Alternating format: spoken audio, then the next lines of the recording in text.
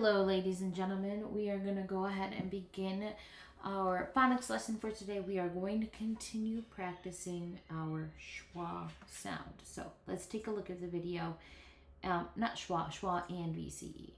So let's take a look.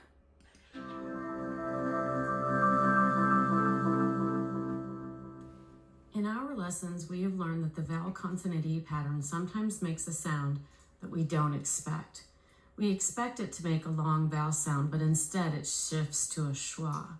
It's important to remember that sometimes vowels don't make the sound that we're expecting, and we have to be flexible in how we pronounce certain phonemes.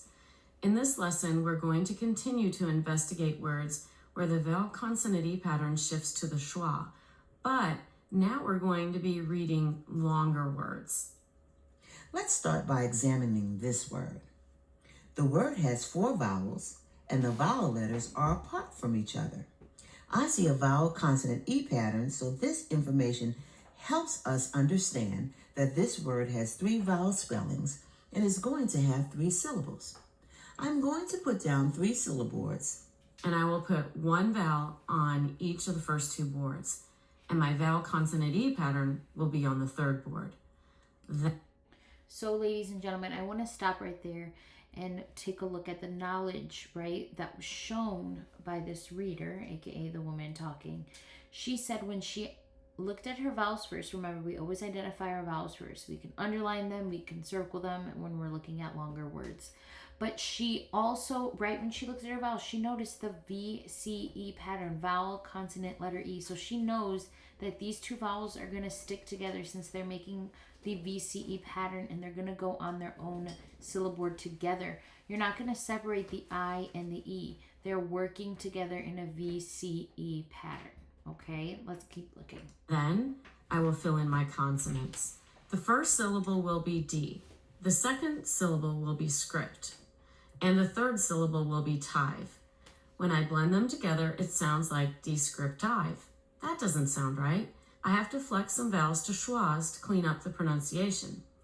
I will flex the first and the last vowel phonemes to the schwas, and the word morphs into this: descriptive. descriptive. Let's investigate another word. The word has 5 vowels, and the vowel letters.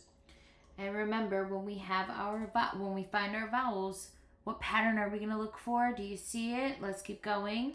Are all apart from each other. I see a vowel consonant E pattern, which means it has 4 vowel spellings.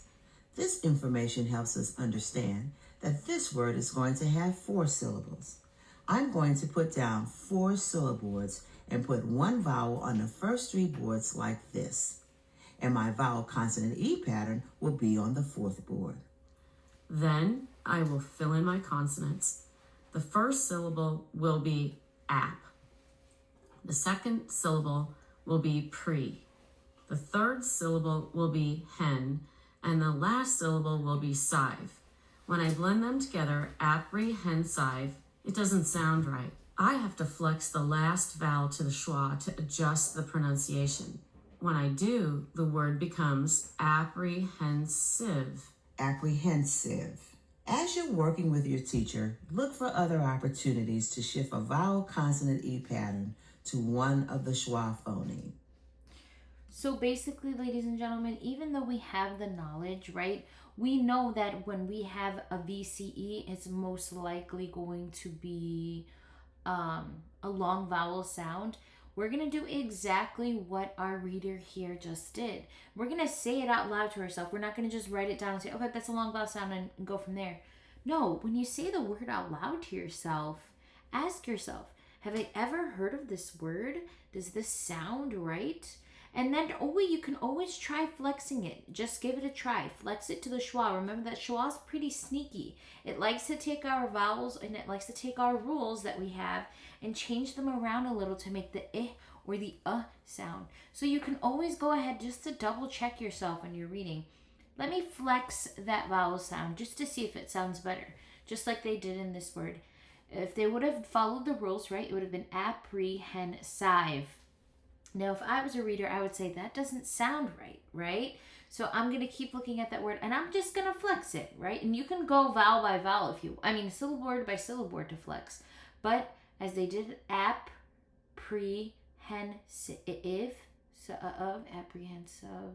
apprehensive.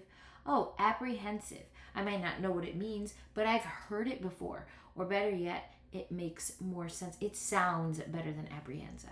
Okay, ladies and gentlemen, use your background knowledge that you all have, the conversations I know your nosy, rosy selves are listening to from adults, right? Even if you don't use these words, you've heard these words. Use that knowledge that I know your big brains have to try and say these words out loud to yourself. Do they make sense? Okay?